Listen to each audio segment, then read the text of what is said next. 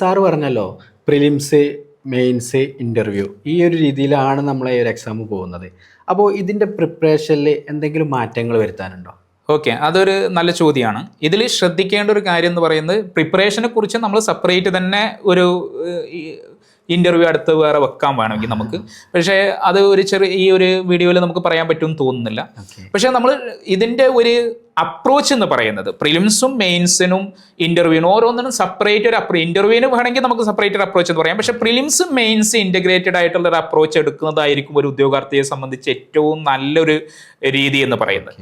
കാരണം ആദ്യം പ്രിലിംസിന് പ്രിപ്പയർ ചെയ്യുക, പിന്നെ മെയിൻസിന് പ്രിപ്പയർ ചെയ്യുക, അത് കഴിഞ്ഞിട്ടല്ലേ പിന്നെ ഇൻ്റർവ്യൂ, അപ്പോൾ അതിന് നോക്കാം. അങ്ങനെ ആ ഒരു രീതിയിലുള്ള പോക്കല്ല. പ്രിലിംസും മെയിൻസിനും ഏകദേശം നമുക്ക് നല്ലൊരു പെർസെൻറ്റേജ് ഓഫ് സിലബസ് എന്ന് പറയുന്നത് രണ്ടും ഒരേ രീതിയിലുള്ള സിലബസ് തന്നെ വരുന്നുണ്ട്. അപ്പോൾ പ്രിലിംസിന് പ്രിപ്പയർ ചെയ്യുന്ന സമയത്ത് തന്നെ നമുക്ക് എന്ത് ചെയ്യാം, കുറച്ചുകൂടി അഡ്വാൻസ് ആയിട്ട് പ്രിപ്പയർ ചെയ്ത് അവിടെ തന്നെ മെയിൻസും നമുക്ക് പ്രിപ്പയർ ചെയ്യാൻ പറ്റും. ഏകദേശം എനിക്ക് തോന്നുന്നത് ഏകദേശം ഒരു 60 to 80% ഓഫ് സിലബസ് പ്രിലിംസിന് വന്ന അതേ ഭാഗങ്ങൾ മെയിൻസിനും വരാൻ സാധ്യതയുണ്ട്. പക്ഷെ ആ ചോദ്യത്തിന്റെ ലെവലിൽ ചിലപ്പം വ്യത്യാസപ്പെടാം.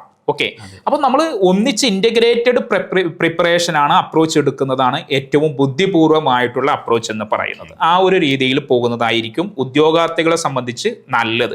ഇനി ഓരോന്നിനും ഏത് രീതിയിൽ പ്രിപ്പയർ ചെയ്യണം, ഏതൊക്കെ മെറ്റീരിയൽസ് യൂസ് ചെയ്യണം എന്നതിനെ കുറിച്ച് വേണമെങ്കിൽ നമുക്ക് സെപ്പറേറ്റ് ഒരു വീഡിയോ തന്നെ ചെയ്യാം അതിനെ കുറിച്ചിട്ട്. ഓക്കെ, അതായിരിക്കും നല്ലത്. അപ്പോൾ നമ്മൾ ഈ പ്രിലിംസും മെയിൻസും കഴിഞ്ഞ് കഴിഞ്ഞാൽ ഉദ്യോഗാർത്ഥികൾ ഏറ്റവും കൂടുതൽ ആശങ്കപ്പെടുന്നത് ഇൻ്റർവ്യൂ ആണ്. ഈ ഇൻ്റർവ്യൂവിന് ഏതൊക്കെ രീതിയിലാവും ഇതിൻ്റെ ചോദ്യങ്ങൾ എന്നുള്ളതൊക്കെയാണ് ഉദ്യോഗാർത്ഥികളുടെ ഏറ്റവും വലിയ ടെൻഷൻ. അപ്പോൾ നമ്മൾ അതിനെ എങ്ങനെ നേരിടണം? ഓക്കെ, ഇൻ്റർവ്യൂവിനെ കുറിച്ച് പറയുകയാണെങ്കിൽ ഒന്ന് പ്രിലിംസും മെയിൻസും കഴിഞ്ഞതിന് ശേഷമാണ് ഇൻ്റർവ്യൂ വരുന്നത്. അതുകൊണ്ട് അതിനെക്കുറിച്ച് ഇപ്പോഴേ ആശങ്കപ്പെട്ട് എന്ത് ചെയ്യേണ്ട, പഠനം പ്രിപ്പറേഷൻ കൊളാക്കണ്ട എന്ന് ഒന്നാമതായിട്ട് പറയാല്ലേ. മറ്റൊന്ന് ഇൻ്റർവ്യൂ എന്ന് പറയുന്നത് മാക്സിമം ഇൻ്റർവ്യൂ അല്ല ശരിക്കും ക്രൂഷ്യൽ എന്ന് പറയുന്നത് മെയിൻസ് ആണ്. കാരണം പ്രിലിംസിന്റെ മാർക്ക് എന്ന് പറയുന്നത് ക്വാളിഫൈങ് നാച്ചുറലാണ്. അത് നമുക്ക് എന്ത് ചെയ്യാം, എത്ര മാർക്ക് കിട്ടിയാലും ഇപ്പോൾ ഒരു കട്ട് ഓഫ് PSCക്ക് എത്ര ഉദ്യോഗാർത്ഥികളെ വേണോ അതിന്റെ ഒരു നിശ്ചിത പെർസെൻറ്റേജ് ആളുകളെയാണ് മെയിൻസിന് എടുക്കുക. അപ്പോൾ അവരൊരു കട്ട് ഓഫ് നിശ്ചയിക്കും. അത് ക്ലിയർ ചെയ്ത എല്ലാവർക്കും അവിടെ നിങ്ങൾക്ക് 200-ൽ 200 കിട്ടിയ ഒരു ഉദ്യോഗാർത്ഥിയും ഇനി കട്ട് ഓഫ് 80 ആയിരുന്നു അല്ലെങ്കിൽ 100 ആയിരുന്നു, അപ്പൊ 100 കിട്ടിയ ഉദ്യോഗാർത്ഥിയും ഈക്വൽ ആണ് മെയിൻസിൽ എത്തിക്കഴിഞ്ഞാൽ. പക്ഷേ മെയിൻസിന്റെ മാർക്ക് എന്ന് പറയുന്നത് നമ്മുടെ ഫൈനൽ റാങ്ക് ലിസ്റ്റിനെ സ്വാധീനിക്കുന്ന ഒരു ഘടകമാണ്. ആ മെയിൻസ് ആണ് ഏറ്റവും ക്രൂഷ്യൽ ആയിട്ടുള്ള കാര്യം എന്ന് പറയുന്നത്. എന്തുകൊണ്ട് ഇന്റർവ്യൂ ക്രൂഷ്യൽ അല്ല, ഇന്റർവ്യൂ ക്രൂഷ്യൽ തന്നെയാണ്. പക്ഷെ ഞാൻ പറയുന്നത് ഇന്റർവ്യൂ എന്ന് പറയുന്നത് മാക്സിമം PSC നോർമലി വെക്കാൻ സാധ്യത ഒരു 20 മാർക്സ് 20 മാർക്കിനുള്ള ഇന്റർവ്യൂ ആണ്. 20 മാർക്ക് ഇന്റർവ്യൂവിൽ മാക്സിമം PSC കൊടുക്കുക എന്ന് പറയുന്നത് നോർമലി ഇപ്പം നടത്തുന്ന മാക്സിമം ഏറ്റവും നിങ്ങൾ ഔട്ട്സ്റ്റാൻഡിങ് പെർഫോമൻസ് തന്നെ ഇന്റർവ്യൂവിൽ നടത്തി കഴിഞ്ഞാൽ 16 മാർക്കാണ് PSC തരിക. ഇനി അല്ല, ബിലോ ആവറേജ് ആയിട്ടുള്ള ഒരു ഉദ്യോഗാർത്ഥിക്കും PSC ഒരു മിനിമം മാർക്ക് 8 മാർക്ക് കൊടുക്കും. ഓക്കെ, അപ്പോൾ ഞാൻ 8-ന്റെയും 16-ന്റെയും ഇടയിൽ മാക്സിമം ഡിഫറൻസ് വരുത്താൻ പറ്റിയത്ര 8 മാർക്കല്ലേ. ഈ 8 മാർക്കിനും വേണ്ടിയിട്ടാണ് ഉദ്യോഗാർത്ഥികൾ എന്ത് ചെയ്യുന്നത്, ആശങ്കപ്പെടുന്നത്. ഇനി അടുത്ത കാര്യം എന്ന് പറയുന്നത്, നമ്മളാരും ഈ ഇന്റർവ്യൂ എന്ന് പറയുമ്പോൾ കുട്ടികളെ എല്ലാവരും അല്ലെങ്കിൽ ഉദ്യോഗാർത്ഥികളൊക്കെ കമ്പയർ ചെയ്യുന്നത് UPSC സിവിൽ സർവീസിന്റെ IAS, IPS, IFS തുടങ്ങിയ എക്സാമുകൾക്ക് നടത്തുന്ന UPSCയുടെ സിവിൽ സർവീസ് എക്സാമുമായിട്ടാണ്. UPSCയുടെ സിവിൽ സർവീസ് എക്സാമുമായിട്ടൊന്നും ഇതിൽ കമ്പയർ ചെയ്യേ വേണ്ട. കാരണം ഇത് പക്ക ഇന്റർവ്യൂ ആണ്. UPSC നടത്തുന്നത് പേഴ്സണാലിറ്റി ടെസ്റ്റാണ്. അവിടെ ഇത്രയും മാർക്കല്ല, വളരെ വ്യത്യാസമുണ്ട്. ഇവിടെ നമുക്ക് ഞാൻ പറഞ്ഞല്ലോ വളരെ കുറഞ്ഞ മാർക്കിനെ എന്ത് ചെയ്യുന്നുള്ളൂ, ഇവിടെ ഇന്റർവ്യൂ നടത്തുന്നുള്ളൂ. അടുത്തൊരു കാര്യം എന്ന് പറയുന്നത് ഇന്റർവ്യൂവിൽ ഇവിടെ ചോദിക്കാൻ സാധ്യതയുള്ള ചോദ്യങ്ങൾ എന്ന് പറയുന്നത് നമ്മുടെ പേഴ്സണൽ ബാക്ക്ഗ്രൗണ്ട് ആണ്. അതിപ്പം UPSCക്ക് ആണെങ്കിൽ പോലും നമ്മൾ എവിടെ നിന്നാണ് വരുന്നത്, നമ്മളെ ജില്ലയെക്കുറിച്ച്, നമ്മുടെ എഡ്യൂക്കേഷണൽ ബാക്ക്ഗ്രൗണ്ടിനെ കുറിച്ച്, നമ്മുടെ പ്രൊഫൈൽ, നമ്മുടെ ഒരു PSC കൊടുക്കുന്ന ഒരു ഫോം ഉണ്ട്, അത് ഫില്ല് ചെയ്ത് കൊടുത്തു കഴിഞ്ഞാൽ അതിൽ ചോദിക്കുന്ന കുറച്ച് കാര്യങ്ങളുണ്ട്. അതിനെ ബേസ് ചെയ്തിട്ട് തന്നെയാണ് ഈ ഇന്റർവ്യൂ ചെയ്യുന്ന ആളുകൾ എന്ത് ചെയ്യുന്നത്, നമ്മളോട് ചോദ്യങ്ങൾ ചോദിക്കുന്നത്. അവിടെ അതിൻ്റെ നമ്മുടെ ക്വാളിഫിക്കേഷന്, അതുപോലെ നമ്മൾ എവിടെയെങ്കിലും ഒരുപക്ഷെ ഗവൺമെന്റ് സർവീസിലുള്ള ആളുകളായിരിക്കാം, അല്ലെങ്കിൽ ഏതെങ്കിലും പ്രൈവറ്റ് കമ്പനിയിൽ വർക്ക് ചെയ്യുന്ന ആളുകളായിരിക്കാം ഇന്റർവ്യൂവിന് അറ്റൻഡ് ചെയ്യുന്നത്. അപ്പോൾ അവരോട് ചിലപ്പോൾ നമ്മുടെ വർക്കിനെ കുറിച്ച്, നമ്മുടെ വർക്ക് പ്രൊഫൈലിനെ കുറിച്ച്, ഇപ്പം ചെയ്യുന്ന നമ്മുടെ പ്രീവിയസ് ജോബുകളെ കുറിച്ച്, നമ്മൾ വ്യത്യസ്ത കമ്പനികളിൽ വർക്ക് ചെയ്തിട്ടുണ്ട് അല്ലെങ്കിൽ വ്യത്യസ്ത ഡിപ്പാർട്ട്മെന്റുകളിൽ വർക്ക് ചെയ്യുന്നുണ്ട്, അതിനെക്കുറിച്ചിട്ട് നമ്മളോട് ചോദിക്കാം. പിന്നെ നമ്മളെ ഹോബികളെ കുറിച്ചിട്ട് ചോദിക്കാം. അതുപോലെ നമുക്ക് എന്തെങ്കിലും എക്സ്ട്രാ കരിക്കുലർ ആക്ടിവിറ്റി ഉണ്ടെങ്കിൽ അതിനെക്കുറിച്ച് ചോദിക്കാം. ഇങ്ങനെ തുടങ്ങിയ മെജോറിറ്റി പാർട്ട് ചോദ്യങ്ങൾ എന്ന് പറയുന്നത് നമ്മുടെ ബാക്ക്ഗ്രൗണ്ട്, പ്രൊഫൈലായിട്ട് നമ്മൾ പോയി ഫില്ല് ചെയ്യുന്ന ഈ നമ്മുടെ ബയോഡാറ്റ ഫോമുമായിട്ട് ബന്ധപ്പെട്ട ചോദ്യങ്ങളാവാനാണ്. അത് തന്നെയാണ് PSC ചോദിക്കുന്നത്. ഇതിന്റെ മുമ്പ് നടന്നിട്ടുണ്ടല്ലോ ഇന്റർവ്യൂ, അതിലൊക്കെ ചോദിക്കുന്നത് ഇന്റർവ്യൂ എന്ന് പറയുന്ന പുതിയൊരു സംഭവമല്ല. KS ഉണ്ടായിരുന്നു, അതുപോലെ LSINസിന് ഇനിയുണ്ട്.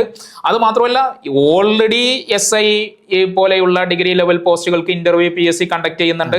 അതല്ല ടീച്ചിങ് പോസ്റ്റുകളിലേക്ക് മുഴുവൻ LPST ആവട്ടെ, UPST ആവട്ടെ, HST ആവട്ടെ, HSST ആവട്ടെ, എല്ലാ പോസ്റ്റുകളിലേക്കും എന്ത് ചെയ്യുന്നു PSC ഇപ്പം തന്നെ ഓൾറെഡി ഇന്റർവ്യൂ കണ്ടക്ട് ചെയ്യുന്നുണ്ട്.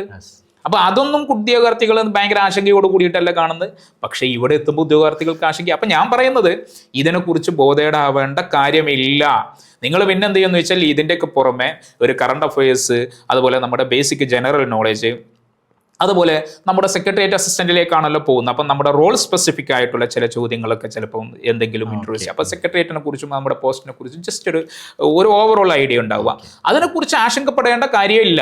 അത് വരുമ്പോൾ അപ്പം എന്ത് ചെയ്യും, നമ്മൾ അതും ഫേസ് ചെയ്തിട്ട് പോകും എന്നാണ് അതിനെക്കുറിച്ച് പറയാനുള്ളത്.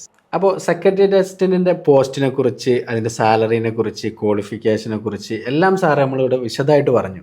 അപ്പോൾ LAM PSC നമുക്ക് സെക്രട്ടേറിയറ്റ് അസിസ്റ്റന്റിന്റെ കോച്ചിങ് കൊടുക്കുന്നുണ്ട്. അപ്പോൾ LAM PSCയുടെ കോച്ചിങ്ങിൻ്റെ ഹെഡാണല്ലോ സാറ്. അപ്പോൾ എന്തൊക്കെയാണ് LAM PSCയുടെ സ്പെഷ്യാലിറ്റി, അവിടെ എന്തൊക്കെയാണെന്നുള്ളതൊന്ന് സാറൊന്ന്. ഓക്കെ, LAM PSCയുടെ കോച്ചിങ്ങിനെ കുറിച്ച് പറയുകയാണെങ്കിൽ നമ്മൾ വളരെ വെൽ പ്രിപ്പയർഡ് ആയിട്ടുള്ള സ്ട്രക്ചേർഡ് ആയിട്ടുള്ള ഒരു കോഴ്സാണ് നമ്മൾ ഡിസൈൻ ചെയ്തിരിക്കുന്നത് എന്നാണ് LAM PSCയുടെ കോഴ്സിൻ്റെ പ്രത്യേകത. ഇതിൽ നമ്മളിൽ അഡ്മിഷൻ എടുക്കുന്ന ഒരു ഉദ്യോഗാർത്ഥിയെ 5 ലെവലുകളിലൂടെ നമ്മൾ കൊണ്ടുപോകുന്നുണ്ട്. അതിൽ പ്രിലിംസിൻ്റെ മുമ്പ് തന്നെ നമ്മൾ 4 ലെവലുകളുണ്ട്. അതിൽ നമ്മൾ ഒന്ന് ഫൗണ്ടേഷൻ എന്ന് പറയുന്ന ഒരു ലെവലിൽ, അഥവാ SCERT NCERT ബുക്സുകൾ, അതിൻ്റെ ഷോർട്ട് നോട്ട്സുകൾ, മോക്ക് ടെസ്റ്റുകൾ, ഇങ്ങനെ തുടങ്ങിയ കാര്യങ്ങൾ നമ്മൾ ബേസിക് ഫൗണ്ടേഷൻ, ഒരു ഉദ്യോഗാർത്ഥിയെ ഒരു ഉദ്യോഗാർത്ഥിയെ 0-യിൽ നിന്ന് ഹീറോയിലേക്ക് കൊണ്ടുവരിക എന്നുള്ള അർത്ഥത്തിലാണ് നമ്മൾ ഈ കോഴ്സ് ഡിസൈൻ ചെയ്തിരിക്കുന്നത്. അപ്പോൾ ഈ ഫൗണ്ടേഷൻ ലെവലിൽ നമ്മൾ കൊടുക്കുന്നത് ബേസിക് ആയിട്ടുള്ള SCERT NCERT ബുക്സുകളും അതിൻ്റെ ഒരു കൃത്യമായിട്ടുള്ള കൺസെപ്റ്റ് 100% നമുക്ക് ഉറപ്പായിട്ടും സിലബസിൽ ഉണ്ടാവും എന്ന് പറയുന്ന കാര്യങ്ങളുണ്ടല്ലോ. ഈ ഒരു ഭാഗത്തെ ബേസ് ചെയ്തിട്ട് നമ്മൾ പഠിക്കേണ്ട കാര്യങ്ങളാണ് ഫൗണ്ടേഷൻ ലെവലിൽ നമ്മൾ പ്രൊവൈഡ് ചെയ്യുന്നത്. രണ്ടാമത്തെ ഒരു ലെവൽ എന്ന് പറയുന്നത് നമ്മൾ അഡ്വാൻസ് ലെവലാണ്. അവിടെ നമ്മൾ ഈ ഫൗണ്ടേഷൻ ലെവല് നമ്മൾ ഇതിൻ്റെ റൂട്ട് ഓഫ് സക്സസ് എന്ന് പറയുന്ന ബേസ് ഫൗണ്ടേഷൻ ക്ലിയർ ചെയ്യാനാണ് ഉപയോഗിക്കുന്നതെങ്കിൽ ആ ഫൗണ്ടേഷനിൽ ബിൽഡിങ് കൺസ്ട്രക്ട് ചെയ്യാൻ അടുത്തൊരു ലെവൽ, അഡ്വാൻസ് ലെവലിലേക്ക് നമ്മൾ പോകുമ്പോൾ ചെയ്യുന്നത്. ഇവിടെ നമ്മൾ നോളേജ് ആക്സലറേഷൻ എന്നൊരു ലെവലിൽ കൊണ്ട് ഉദ്ദേശിക്കുന്നത്, അവിടെ നമ്മൾ എന്ത് ചെയ്യുന്നുണ്ട്, ഒരു ഉദ്യോഗാർത്ഥിക്ക് നേരിടേണ്ട എല്ലാ കാര്യങ്ങളും എന്ന് പറഞ്ഞാൽ നമ്മൾ ആപ്പിൽ ഈ കേരളത്തിലെ ഏറ്റവും ഫേമസ് ആയിട്ടുള്ള എന്നുള്ളത് മാത്രമല്ല UPSC PSC ബാക്ക്ഗ്രൗണ്ടിൽ കൃത്യമായിട്ട് അറിവുള്ള, എക്സാമുകളെ കുറിച്ചും എക്സാമിനേഷൻ പാറ്റേണിനെ കുറിച്ചും കൃത്യമായിട്ട് അവയർനെസ് ഉള്ള ആളുകളെ വെച്ചിട്ടുള്ള UPSC PSC ബാക്ക്ഗ്രൗണ്ടിലുള്ള ഫാക്കൽറ്റികളാണ് നമ്മുടെ ക്ലാസ്സുകൾ ഹാൻഡിൽ ചെയ്യുന്നത്. അവരുടെ ക്ലാസ്സുകൾ റെക്കോർഡഡ് വേർഷൻസ് നമുക്കുണ്ട്. അതുപോലെ തന്നെ നമ്മുടെ വെൽ സ്ട്രക്ചേർഡ് ആയിട്ടുള്ള സ്റ്റഡി മെറ്റീരിയൽസ്, ഈ നമ്മുടെ ഒരു കൃത്യമായിട്ടുള്ള പ്ലാനിങ്ങിലൂടെയാണ് അഡ്വാൻസ് ലെവൽ നമ്മൾ കടന്നു പോകുന്നത്. അത് ഡെയിലി ഷെഡ്യൂൾസ് കൊടുക്കുന്നുണ്ട്. ആ ഷെഡ്യൂൾ അനുസരിച്ച് ഉദ്യോഗാർത്ഥി പ്രിപ്പയർ ചെയ്യണം. പിന്നെ മൂന്നാമത്തെ ഒരു ലെവൽ എന്ന് പറയുന്നത് ഈ ഫൗണ്ടേഷനും അഡ്വാൻസ് ലെവലും ക്ലിയർ ചെയ്യുന്ന, ഇതിലൂടെ കടന്നു പോകുന്ന ഒരു ഉദ്യോഗാർത്ഥി ഈ ഒരു എക്സാമിനേഷൻ്റെ ഓൾമോസ്റ്റ് സിലബസ് കംപ്ലീറ്റ് കവർ ചെയ്യും. അവിടെ നമ്മൾ കവർ ചെയ്യുന്നുണ്ട് സിലബസ്, കൃത്യമായിട്ടുള്ള ക്ലാസ്സും അതുപോലെ നമ്മുടെ വെൽ പ്രിപ്പയർഡ് സ്ട്രക്ചേർഡ് ആയിട്ടുള്ള നോട്ട്സും കാരണം. അത് കഴിഞ്ഞിട്ട് വീണ്ടും നമുക്ക് എന്ത് ചെയ്യുന്നുണ്ട് എന്ന് ചോദിച്ചാൽ ഒരു ഹോട്ട് ടോപ്പിക്സ് ആൻഡ് റിവിഷൻ, ഈ ഒരു പ്ലാൻ ഓൾറെഡി നമുക്ക് റിവിഷൻ പ്ലാൻ ഉണ്ട്. കാരണം നമ്മുടെ മൺഡേ ടു ഫ്രൈഡേ ആണ് നമ്മുടെ റെഗുലർ ഷെഡ്യൂൾ, ഡെയിലി ഷെഡ്യൂൾ കൊടുക്കുന്നത്. സാറ്റർഡേ എന്ന് പറയുന്നത് നമ്മൾ റിവിഷൻ ഡേ ആണ്. സൺഡേ എന്ന് പറയുന്നത് നമ്മുടെ മോക്ക് ടെസ്റ്റിനും വേണ്ടിയിട്ടാണ്. എല്ലാ ദിവസവും ഡെയിലി എന്ത് ചെയ്യുന്നുണ്ട്, ഉദ്യോഗാർത്ഥികൾക്ക് അവർ അന്ന് പഠിച്ചിരിക്കുന്ന കാര്യങ്ങൾ അന്ന് വൈകുന്നേരം അവരെന്ത് ചെയ്യണം, നമ്മളെ ആപ്പിലുള്ള ഡെയിലി ക്വിസിൽ അറ്റൻഡ് ചെയ്യണം. അപ്പോൾ സ്വാഭാവികമായിട്ടും അവരെ വിലയിരുത്താൻ പറ്റും. പിന്നെ എന്താണെന്ന് വെച്ചാൽ വീക്കിലി നമ്മുടെ സൺഡേ കൊടുക്കുന്ന വീക്കിലി ടെസ്റ്റ്, മോക്ക് ടെസ്റ്റ് ഉണ്ട്. അത് ഈ ആഴ്ചയിൽ വീക്കിൽ പഠിച്ച കംപ്ലീറ്റ് ടെസ്റ്റ് നമ്മൾ അവിടെ കൊടുക്കുന്നുണ്ട്, അവർക്ക് റിവിഷൻ ചെയ്യാൻ വേണ്ടിയിട്ട്, അവരെ റിവ്യൂ ചെയ്യാൻ വേണ്ടിയിട്ട്. അത് കഴിഞ്ഞിട്ട് പിന്നെ നമ്മൾ ഒരു ഹോട്ട് ടോപ്പിക്സ് ആൻഡ് റിവിഷൻ ഈ എക്സാമിനേഷൻ്റെ ഏകദേശം ഒരു 2 മാസം മുമ്പ് നമ്മളിത് തുടങ്ങുന്നുണ്ട്. നമ്മളിപ്പം വിചാരിക്കുന്നത് ഒരു ഏപ്രിൽ മെയിലാണ് എക്സാം വരുന്നതെങ്കിൽ, നമുക്ക് ഏതായാലും ഡിസംബറിലെ നോട്ടിഫിക്കേഷൻ വന്നു കഴിഞ്ഞാൽ നമുക്കറിയാം എപ്പോഴായിരിക്കും എക്സാം. അപ്പോൾ അപ്പോഴാണ് വരുന്നതെങ്കിൽ ഏകദേശം ഒരു ഏപ്രിൽ മാസത്തോട് കൂടിയിട്ട് നമ്മൾ എന്ത് ചെയ്യും, ഈ ഹോട്ട് ടോപ്പിക്സ് ആൻഡ് റിവിഷൻ.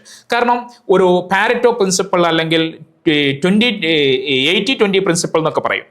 നമ്മുടെ PSCയുടെ പ്രീവിയസ് ഇയേഴ്സ് ക്വസ്റ്റ്യൻസ് എടുത്തു കഴിഞ്ഞാൽ 80% ചോദ്യങ്ങളും വന്നിരിക്കുന്നത് വെറും 20% ഓഫ് സിലബസാണ്. നമ്മൾ ഈ കാണുന്ന സിലബസിന്റെ 20% ഏരിയാസിൽ നിന്നാണ് 80% ചോദ്യങ്ങൾ വരുന്നത്.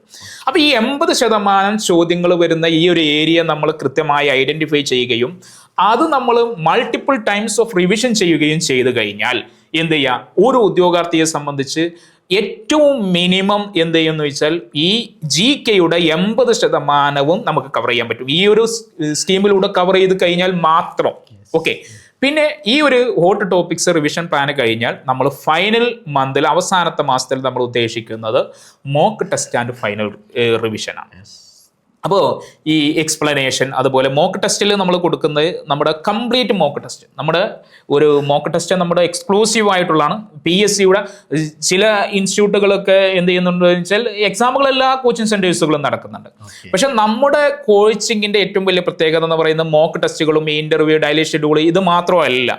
ഇതിൻ്റെ അപ്പുറം PSC ഏത് ലെവലിലാണോ ഉദ്ദേശിക്കുന്നത്, ചില കോച്ചിങ് സെന്ററുകാർ ഹൈ ലെവലാണ്, മോക്ക് ടെസ്റ്റ് അറ്റൻഡ് ചെയ്ത് കഴിഞ്ഞാൽ ജീവിതത്തിൽ ഒരിക്കലും ഇങ്ങനെ ഒരു ടെസ്റ്റ് ചെയ്തരുത് എന്ന് പ്രതീക്ഷിക്കുന്ന ടെസ്റ്റുകളുണ്ട്. പക്ഷെ നമ്മുടേത് PSCയുടെ അതേ സ്ട്രക്ചറിലുള്ള PSCയുടെ അതേ നിലവാരത്തിലുള്ള കൂടിയ നിലവാരമല്ല കുറഞ്ഞ നിലവാരമല്ല, PSCയെ കുറിച്ച് കൃത്യമായിട്ട് പഠിച്ചിട്ടാണ് നമ്മൾ ഈ കോഴ്സ് ഡിസൈൻ ചെയ്തിരിക്കുന്നത്.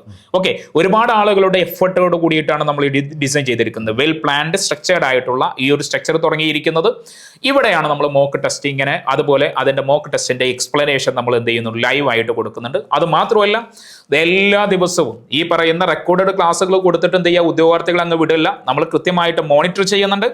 അതോടൊപ്പം എന്ത് ചെയ്യുന്നുണ്ട് വെച്ചാൽ ഡെയിലി എന്ത് ചെയ്യുന്നുണ്ട്, നമ്മൾ ഈ ആഴ്ചയിൽ 4 ദിവസം എന്ത് ചെയ്യുന്നുണ്ട്, നമ്മുടെ ലൈവ് സെഷൻസുകൾ കൊടുക്കുന്നുണ്ട് ഉദ്യോഗാർത്ഥികൾക്ക്. നമ്മൾ റെക്കോർഡിൽ കാര്യങ്ങളുള്ള ഡൗട്ട്സ് അവിടെ ഉദ്യോഗാർത്ഥികൾക്ക് ക്ലിയർ ചെയ്യാൻ പറ്റും. നമ്മുടെ ഈ ഫേമസ് ആയിട്ടുള്ള ഫാക്കൽറ്റി ആയിട്ട് ഡയറക്റ്റ് ഇന്ററാക്ട് ചെയ്യാൻ പറ്റും. എന്തെങ്കിലും ഡൗട്ട്സ് ഉണ്ടെങ്കിൽ അവർക്ക് ചോദിക്കാൻ പറ്റും. ഇങ്ങനെ തുടങ്ങിയ ഒരു ഫുൾ ഫ്ലഡ്ജഡ് ആയിട്ടുള്ള കോഴ്സാണ് നമ്മൾ ഡിസൈൻ ചെയ്തിരിക്കുന്നത്. ഇനി എക്സാം ഏപ്രിലല്ല വരുന്നത്, വീണ്ടും നീണ്ടു പോവുകയാണ്. നമുക്കറിയാം, ഇപ്പം അറിയാൻ പറ്റില്ല, പക്ഷെ നമുക്ക് ഫ്യൂച്ചറിൽ അറിയാൻ പറ്റും എപ്പോഴാണ് വരുന്നത്.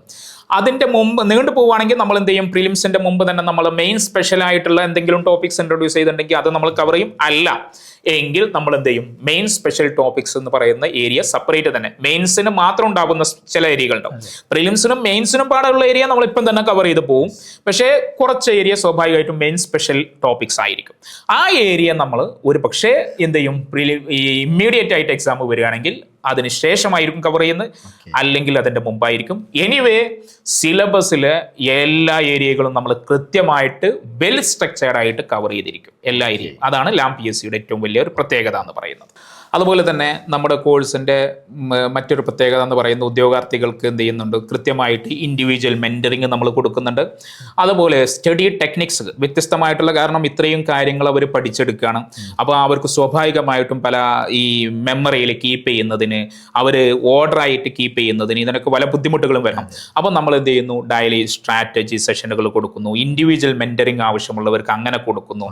അവരുടെ സ്കോർ എങ്ങനെ ഇംപ്രൂവ് ചെയ്യാം, നമ്മൾ എന്ത് ചെയ്യുന്നു എന്ന് വെച്ചാൽ ഓരോരുത്തരും നമ്മൾ അഡ്രസ്സ് ചെയ്യുന്നുണ്ട്. അവരുടെ പ്രശ്നങ്ങൾ എന്തൊക്കെയാണ്, അവർ ഏതൊക്കെ രീതിയിലാണ് അവർ ഈ പ്രശ്നങ്ങൾ ഫേസ് ചെയ്യുന്നത്, അതിനെ എങ്ങനെ ടാക്കിൾ ചെയ്യണം, ഇങ്ങനെ തുടങ്ങിയ ഓരോരുത്തർക്കും ഇൻഡിവിജ്വൽ മെന്ററിംഗ് വേണമെങ്കിൽ എന്ത് ചെയ്യുന്നു, അതടക്കം നമ്മൾ പ്രൊവൈഡ് ചെയ്യുന്ന രീതിയിൽ ഒരു സ്ട്രക്ചേർഡ് ആയിട്ടുള്ള കോഴ്സാണ് നമ്മൾ ഡിസൈൻ ചെയ്തിരിക്കുന്നത്. അപ്പോൾ എന്തുകൊണ്ടും ലാം PSC തിരഞ്ഞെടുക്കുക എന്നുള്ളത് തന്നെയാണ് സാറ് പറയുന്നത്. ഷുവർ, ധൈര്യമായിട്ട് 100% ഡിവോട്ടഡ് ആയിട്ടുള്ള ഫാക്കൽറ്റി, ഒരു ടീം ഈ PSC UPSC ബാക്ക്ഗ്രൗണ്ടിൽ നിന്ന് എന്ത് ചെയ്യുന്നുണ്ട്, നമ്മോടൊപ്പം ഉണ്ട്. അതാണ് നമ്മുടെ കോൺഫിഡൻസ്. അതോടൊപ്പം എന്ത് ചെയ്യുന്നുണ്ട് വെച്ചാൽ നമ്മോടൊപ്പം ഇപ്പം പ്രിപ്പയർ ചെയ്തുകൊണ്ടിരിക്കുന്ന ഉദ്യോഗാർത്ഥികൾ എന്ന് പറയുന്നത് അവർ നമ്മുടെ സ്ട്രെങ്ത്താണ്. അവർ എന്ത് ചെയ്യുന്നു, വെൽ പ്രിപ്പയർഡ് ആയിട്ട് നമ്മുടെ ഈ കോഴ്സിൻ്റെ കൃത്യമായിട്ടുള്ള പ്ലാനിങ്ങിലൂടെ അവർ കടന്നു പോയി കഴിഞ്ഞാൽ നമ്മുടെ ഈ പറയുന്ന ഇതിലൂടെ, ഈ സ്ട്രാറ്റജിയിലൂടെ, മാസ്റ്റർ പ്ലാനിലൂടെ കടന്നു പോയി കഴിഞ്ഞാൽ ഒരു ഉദ്യോഗാർത്ഥിക്ക് സെക്രട്ടേറിയറ്റ് അസിസ്റ്റൻ്റ് എക്സാം ക്രാക്ക് ചെയ്യാനുള്ള എല്ലാ കാര്യങ്ങളും ഇൻക്ലൂഡിംഗ് ആയിട്ടുള്ള ഒരു സ്ട്രക്ചറാണ് നമ്മുടെ കോഴ്സ്.